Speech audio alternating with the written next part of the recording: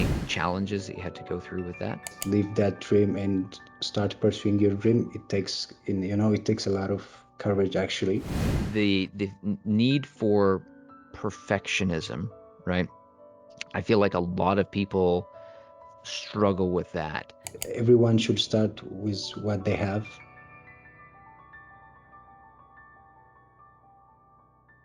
Today, I am joined with Raphael, who is a solo tech entrepreneur from Ethiopia, who dropped out of college 3 years ago to go all in on building startups. Since then, he has launched multiple projects, has learned the hard way from business challenges, and has kept moving forward. About his business, he's building a product called Werefa, which is a digital queue management and appointment system for businesses like banks, clinics, and service centers. The goal is to reduce long wait times and make customer flow more organized and efficient. This is for businesses and institutions that deal with high daily customer volume and need better workflow and customer experience. And I have two things. Actually, sorry, there's a quote you had too I want to share too, which is chasing big dreams, one line of code at a time. I really like that. It has a humbleness to it, but also an audacity of just, going after something big, but realizing it takes one piece at a time. It's kind of like the is it Lao Tzu, right? The journey of 1,000 miles begins with one step. Very, Yeah, definitely. very reminiscent of that. Raphael, welcome. It's great to have you here. It's a pleasure to be here too. Thanks for having me. Absolutely. I do want to start with a bit of a meaty question here, right? You talk about dropping out from college. I'm sure that was a big decision, a scary decision. There's a lot of thought that went into that, likely. Yeah. Can you just run us through what that decision was like, how you came to that realization, and then once you decided it, any challenges that you had to go through with that? Yeah, I mean it's a big decision to make for anyone. I mean, you learn it starting from kindergarten. You learn it like for 12 years or 14 years to just graduate and have a job, and to just live that dream and start pursuing your dream. It takes a lot of courage actually. It took me a lot of time to decide to drop out from college actually.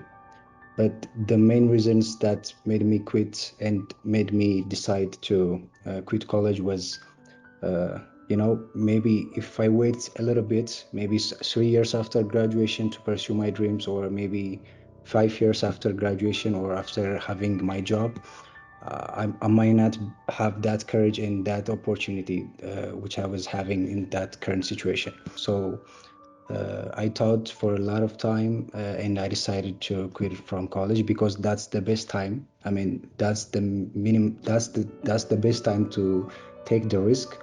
So that's why I decided to drop out from college and start pursuing my dreams.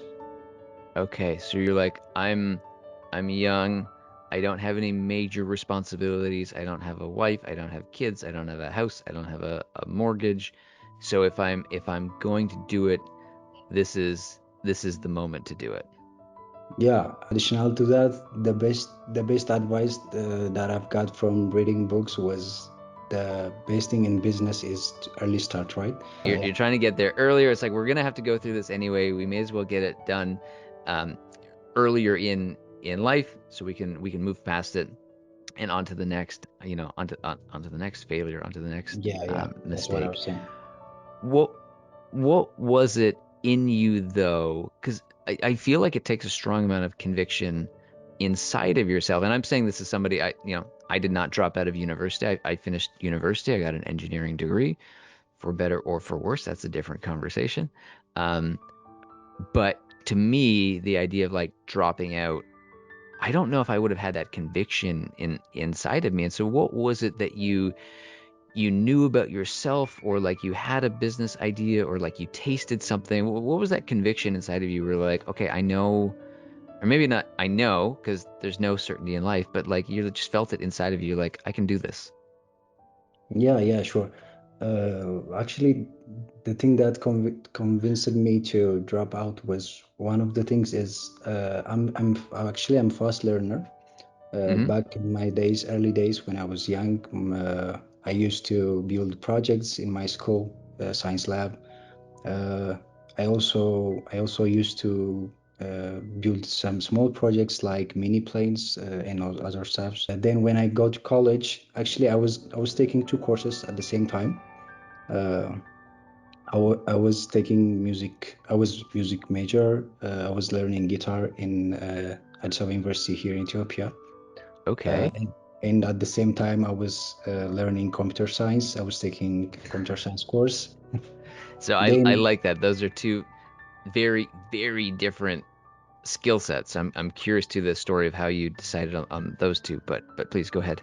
yeah, definitely.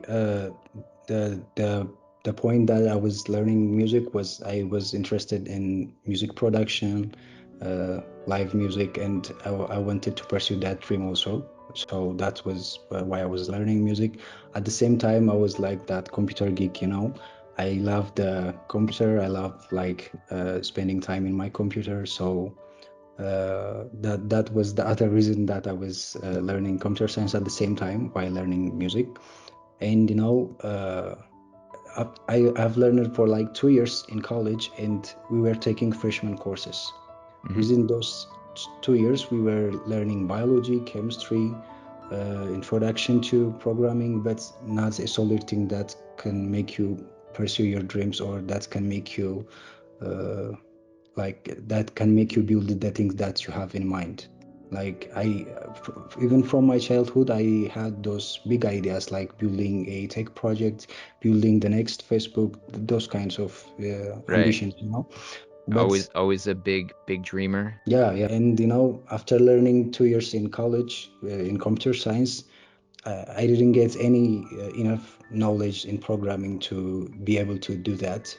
And I started researching, and I started asking people, asking other programmers, and most of them, actually 60 or 70% of programmers are self-taught, and they I'm learned I'm I'm I'm one of I'm one of them. yeah, yeah, me too. And they learned the basics. They learned specific things that can enable them what they wanted to build. So after talking to other people, after doing my research, I decided to drop out from college and start learning what I wanted to build. I mean, with the requirements that can enable me to build the things that I wanted to build. So that's one of the things that convinced me to drop out from college, actually. Right. So you're like you had these ideas inside of you. You're like, okay, I see there's different whatever technology, tech apps, things that we could build that would make an impact in the world. Why are we sitting in a classroom reading these books? Let's get out in the world. Let's build something. Let's do something. Are you like inside of you? Are you like you've got that builder mentality? I mean, you mentioned you like to build like was it model planes? Yeah, yeah. Yeah. Yeah, that's why you said it. I mean, I wanted to build, but in college I couldn't do that because we were just learning courses in theory. They were not. I mean, the courses are not like they are just in theory. Like you learn. We were learning C++, and you don't use C++ for building websites nowadays that much. You can build it, but it's like. It's for gaming or for something. And also we were learning, as I mentioned earlier, like physics, mathematics. Sure, they are supplements to programming. I mean, if you need to build AI model or something, you need to understand maths. But what I want to build at that time was projects that I can actually sell, that can actually shift into business. And they were not giving that. They were not. The university was not giving that kind of resource for us. So that's why I decided to do that by myself. Yeah. Yeah. No, it's a again, big decision, but it sounds to me like you had again, you weren't just dropping out so you could, sit on the couch and play video games all day. It's like you had a plan for something that you wanted to do. I'm curious too, because before the show we were talking a little bit about your YouTube channel and you've been talking about how you've been documenting the journey of being an entrepreneur. And I'm curious the timeline there. Was it that like when you dropped out and then like day one, you're like, I'm gonna turn on the camera and we're gonna start recording this journey, or how did you transition into that YouTube channel? If you check my YouTube channel, it's Raphael Tutt, that was my name, and Yeah, and we'll link it in the show notes as well so people can access yeah, it. yeah, sure, yeah. So if you check the first video, it was like a 3 or 4 minutes video, and it was me saying like I'm going to start from scratch, and I'm going to pursue my. This is the video is literally me saying those words. Uh, I'm starting from scratch, and I want to pursue my ambition. I was saying those words after I dropped out from college, and why I document my journey, especially on YouTube, is there are so many people like lost out there. They don't have they want to build their thing, they want to pursue their ambitions, they want to pursue their dreams, but they don't have the initial cue point that can make them decide. So I want to share them that if you check most motivators or other YouTube channels, most of the YouTube channels I've seen, they just show you the easy part, like negotiating, Oh, partnering, maybe like making the money, spending the money. So what I wanted to show was the hard part. Like mm, I want the people to see, or I want the young people to see that it's okay to fail, and it's part of the journey. I wanted to show that. So that's one of the reasons that I've started the YouTube channel. I could have started the YouTube channel after I made it.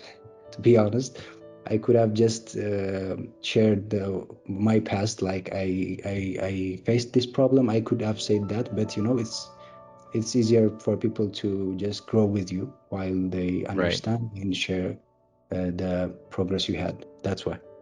To make it relatable. One of the core themes I found that's been coming up on this podcast over and over again is the theme of like authenticity, realness, and a lot in the context of, we're moving into this AI world. And not that AI is a bad thing, it's a tool, right? It can be good or it can be bad based on how you use it. But one of my core philosophies or hypotheses about kind of how content, social media, human connection is going to go over the next, say, 5, 10 years. And this is already true, but I think it's becoming more true, is people are going to be craving that realness, that authenticity. As things become more and more AI and fake, Yeah, people are going to be seeking, even on like a subconscious level, they're going to be seeking out some sense of like realness, right? That rawness, yeah, that grittiness. And so I feel like you launching that YouTube channel and just being like, hey, look, I'm just going to show it all, the good, the bad, the ugly, the ups, the downs, the journey, what's real, what's working, what's not working. That's the kind of thing that people are going to connect and resonate with that and feel like, wow, this Raphael guy, I feel like I really connect with him. I get him. I want to continue to follow his journey to learn more. People are going to be hungry for that realness, right? So yeah, I think it's really cool the project that you're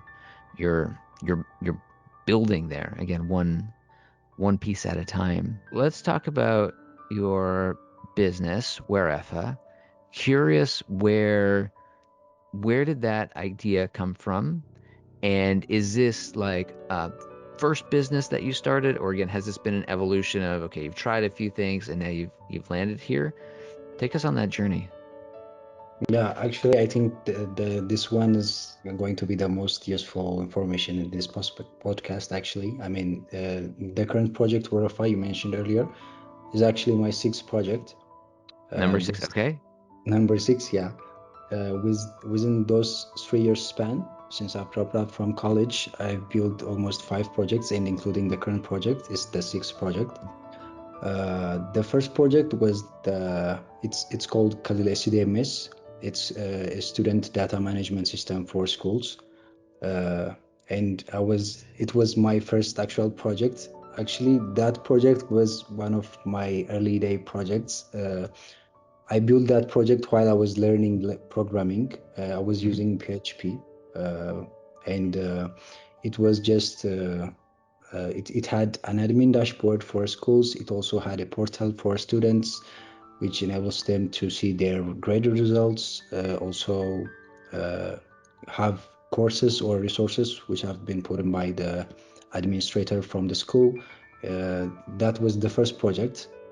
I mean, the UI was messy. It was not perfect actually. Uh, and that was my first project. I even licensed the project. I tried to sell in the capital city here in Addis Ababa and also on other cities. And I I even don't have one successful sales. I didn't make a penny out of that project. It was just an experience. I mean, I've tried to sell it for so many schools, but it was hard. I mean, it was my first project, and it failed due to the government was also giving the service for free. Uh, the thing that I've learned from that failure was you need to do the market research first. I didn't do that. Yes, yeah, that's an important one. Yeah, I haven't checked any competitors first. Are there any other companies that are giving school management softwares? And when I go out to the market, the government was already giving the software for free. So I couldn't compete with the government. So I stopped that project. And the second project was called Up Home Properties. It was a mobile application for real estate. Uh, it's like a marketplace, but we are the only ones who's posting the real estates and the properties. We used to have partnership with real estate marketing firms, and actually we didn't launch that project. That specific project even got an investment from local investors here, but I don't have any solid business model first. I was just so hyped out in the real estate market. It's you so many people tell you that the money is in real estate, and I just hyped out with that, and I didn't have any solid business model. I was just focusing on building a marketplace mobile application. And when we were getting ready to launch that app, there was no solid business model. There was no way that we can return that investment with the revenue. So uh, we stopped that project too. And the third, am I going in the depths or? So this is good, although I did want to go back. You mentioned earlier on your first project, you mentioned the word perfect, that it wasn't perfect. And I just Yeah. want to dig into that a little bit because I think it's an important word and an important topic. I feel like a lot of people, and correct me if I'm wrong, or if you think otherwise here, but the need for perfectionism, right?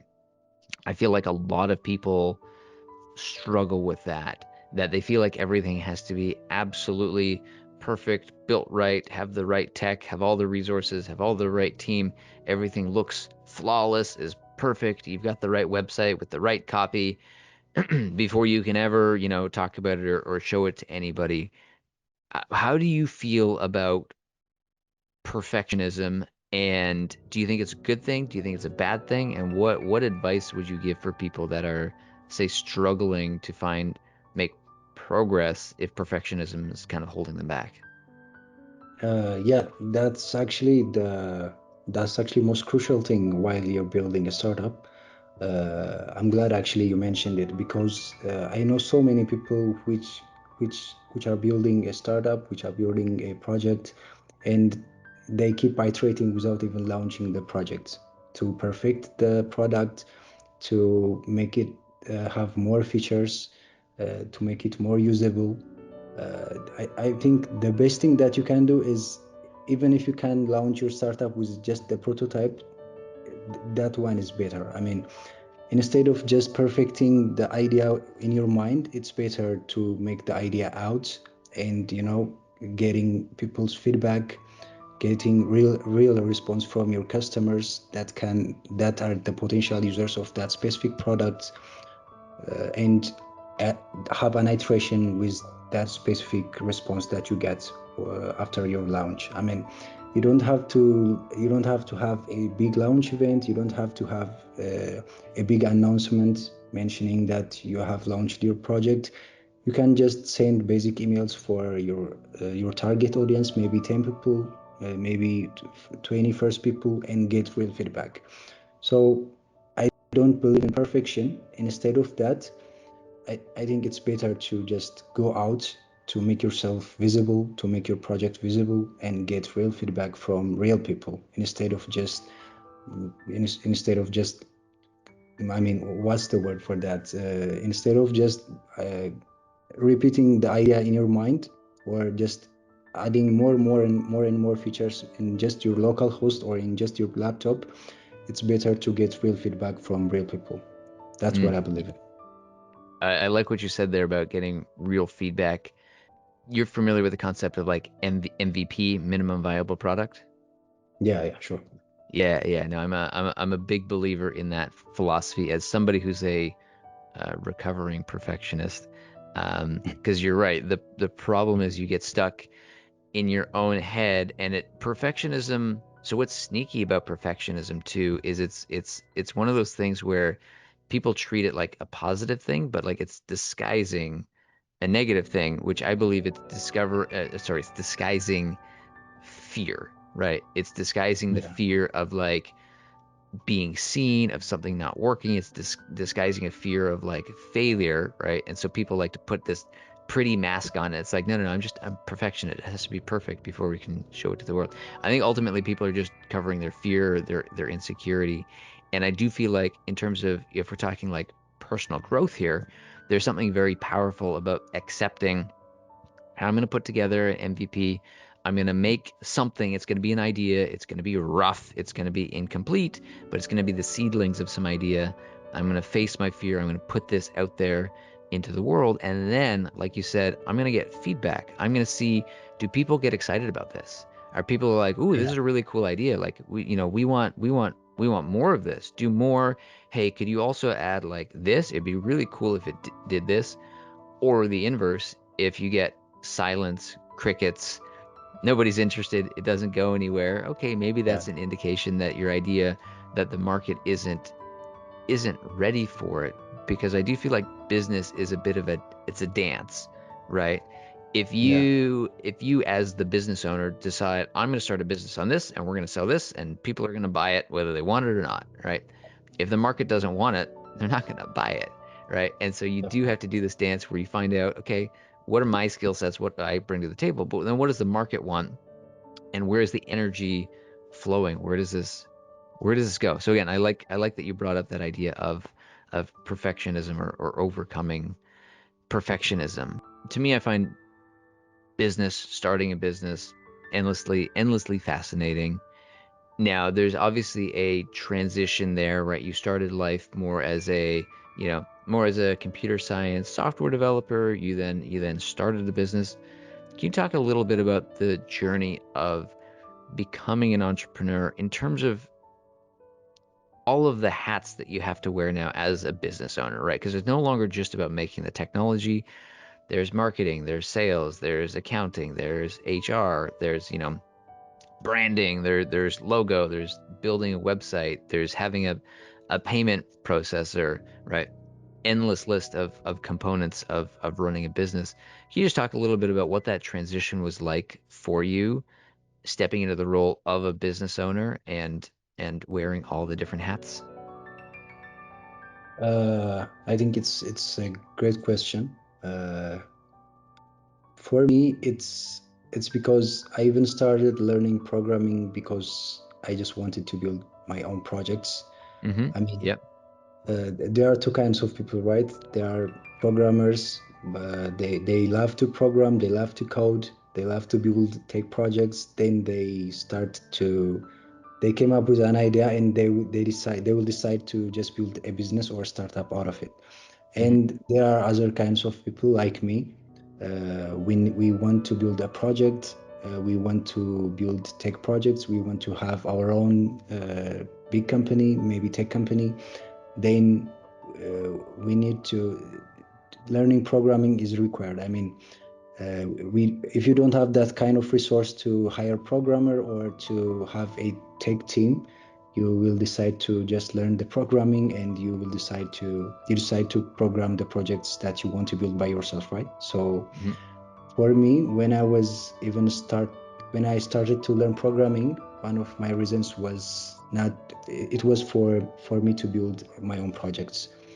uh, I think that's the main thing that kept me going, especially uh, if you just want to program, if you want just to code. I mean, getting a job is might be enough for you. But if your main goal is to build your own projects, you will learn those things, the required things like the marketing, Mhm.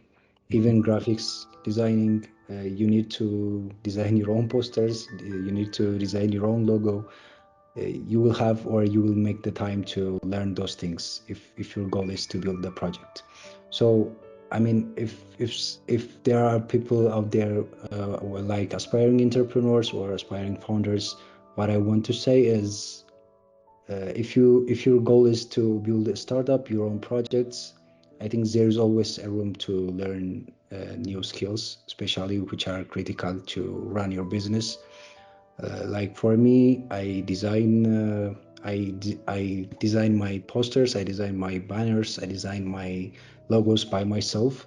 I Right. didn't go to any graphics school, designing schools, or I just learned it using YouTube. And also I edit my own YouTube videos. Uh, it's not just by default, or it's not just because I went to a editor school or something. It's because I just want to be out there, and I just want to share my journey. So if someone is dedicated in building a project or building a business, I think there's always a room to learn new skills. Yeah, that's it. Yeah. And we're almost at time here, so we'll get wrapping up. But I did like that point too, in that I think it's important for founders to have that, again, that resourcefulness to them. To, I would say, like, you don't have to be an expert in everything, but to know a little, um, like, can you make an ad? Can you make a like a LinkedIn post, right? Can you make a poster? Can you make a banner, right? Something basic. Yeah, A little bit of marketing. Like, do you know how to run ads, or do you know how to connect with people on LinkedIn or make YouTube content, right? A little bit of, maybe accounting, so you know how to, like, keep track of your books, right? A yeah, little bit of video editing, like you said, so you can make sure that your videos get edited and they get uploaded. So at least know a little bit, so that then as you grow, as you get more money, as you get funding, and then you start delegating and outsourcing, because you already have a little bit of experience, you're able to then kind of communicate to somebody, hey, this is how I want my video edited. Here's an example of how I've done it. I wanted to look something, I wanted to look something like this. And you have some reference experience to then know what good quality looks like, or what bad quality looks like. And so I love that idea of being able to, again, all the little hats that a founder has to wear, to at least dip your toe in a little bit, so you know it enough to kind of get the ball rolling. And especially too, when you're pre-funding, you're like, well, it's just me, or maybe me and a business partner. So I mm. gotta I gotta get by with what I have here. Is there anything else, as we wrap up today? Is there anything else that people should know about you, should know about Werefa? Any last thoughts that you'd like to share here? Not me, but what I wanted to share for people who are looking into entrepreneurship or becoming a founder is, there's no perfect time to start. I think everyone should start with what they have, uh, and you know, failing is the best teacher. I love that. I want you to say that one more time, because that was Yeah, important. I was saying failing is the best teacher because, like, as you mentioned earlier, even learning those specific skills like the graphics designing, anyone shouldn't wait the perfect time. I mean, you don't have to wait a year to learn those specific skills, the hats that you need to wear before becoming a programmer or becoming a founder.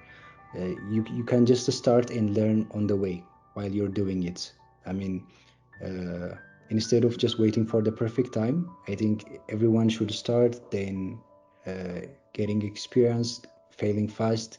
I think that way is going to be more smoother than just waiting as time or waiting for perfection. So that's what I want to share, and that's it. Love it. Raphael, where can people find out more about you? Can find out about Werefa? Is there a place where people can sign up and start using the service now? Is it live? Yeah, actually, it's live on Teleber Super App. It's a mobile banking super app owned by the government. It's a mini app inside that. Currently, we're working on making it on a website. It's soon when we add private sectors, soon it's going to be available for everyone. Uh, and if you and about me, you can find me in YouTube or on LinkedIn. On YouTube, you can search Raphael Haddasa, or we can put the link in the description. Yeah, I'm So gonna I'm gonna include the links in the description too. But again, feel free to say it out loud so people can hear it as well. yeah, you can search Raphael Haddasa. That's my channel. I share my journey. Actually, I shared the journey starting from the beginning since I dropped out from college. uh, and I'm also currently sharing the obstacles and the experiences I'm having now. So check it out.